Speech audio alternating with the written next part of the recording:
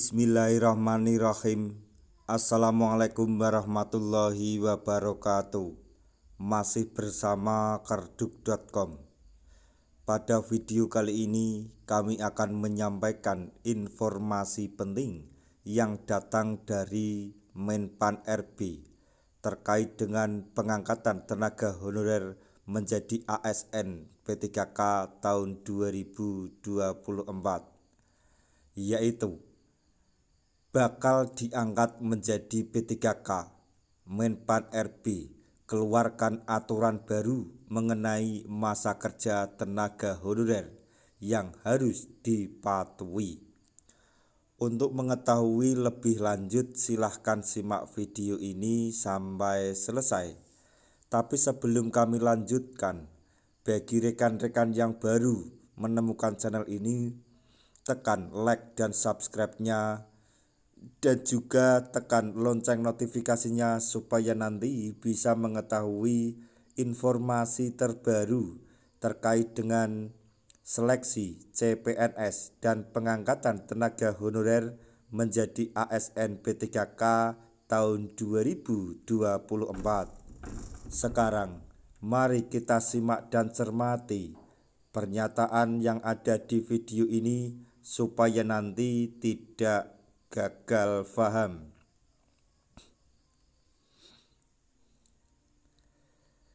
Menpan RB Abdullah Azwar Anas mengeluarkan aturan terbaru mengenai penataan tenaga honorer. Peraturan tersebut tertuang dalam Keputusan Menteri Pan RB nomor 347/2024 mengenai mekanisme seleksi P3K tahun 2024 atau tahun anggaran 2024, di mana seluruh formasi P3K akan digunakan untuk mengangkat tenaga honorer. Hal tersebut disebutkan oleh PLT Deputi SDM Kemenpan RB Abbas Subagyo. Untuk pengadaan P3K, 100% kuota diperuntukkan bagi tenaga honorer. Sementara pelamar umum dialokasikan lewat seleksi CPNS, ungkap beliau.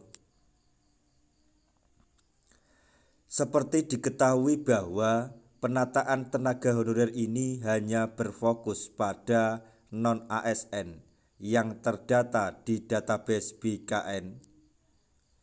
Jumlah non-ASN yang terdata di database BKN berjumlah 1,7 juta yang belum terangkat menjadi P3K. Meski demikian, tenaga honorer harus memenuhi beberapa syarat, salah satunya adalah mengenai masa kerja. Tidak semua masa kerja bisa diangkat menjadi P3K. Namun ada 3 kategori masa kerja yang harus dipenuhi oleh tenaga honorer sesuai dengan jabatan yang akan dilamar nanti. Yang pertama, paling singkat 2 tahun untuk jabatan pelaksana. Yang kedua, paling singkat atau minimal 2 tahun untuk jabatan fungsional, jenjang pemula, terampil, dan ahli pratama. Yang ketiga, paling singkat 3 tahun untuk jabatan fungsional, jenjang ahli muda.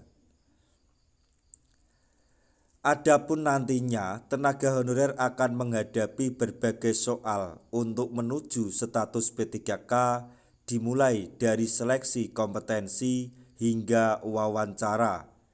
Begini rinciannya. Yang pertama, seleksi kompetensi teknis 90 soal. Kemudian seleksi kompetensi manajerial 25 soal. Seleksi kompetensi sosial-kultural 20 soal. Selanjutnya wawancara 10 soal. Demikian informasi yang dapat kami sampaikan, informasi mengenai ketentuan masa kerja dalam pengangkatan tenaga honorer menjadi ASN P3K tahun 2024 atau pada pengangkatan P3K tahun 2024. Semoga informasi ini dapat bermanfaat bagi rekan-rekan tenaga honorer semuanya. Di akhir video kami mengucapkan banyak terima kasih. Wassalamualaikum warahmatullahi wabarakatuh.